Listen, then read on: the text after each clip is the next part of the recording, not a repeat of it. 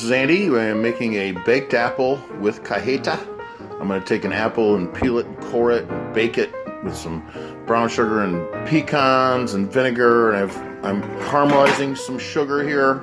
I don't want to get it too dark, but I'm caramelizing some sugar, and then to that I'm going to add, see, we're going to get a pretty good color on that sugar. And then to that I'm going to add a little bit of heavy cream. And kind of bring that all together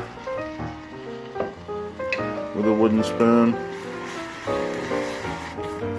Once that all comes together, I'm going to add a little butter and some salt and some goat cheese, and that'll be my cajeta. The sugar and cream have equalized. It's starting to simmer. I'm going to add some butter, turn off the heat, add some butter, and then whisk in my goat cheese, a little salt.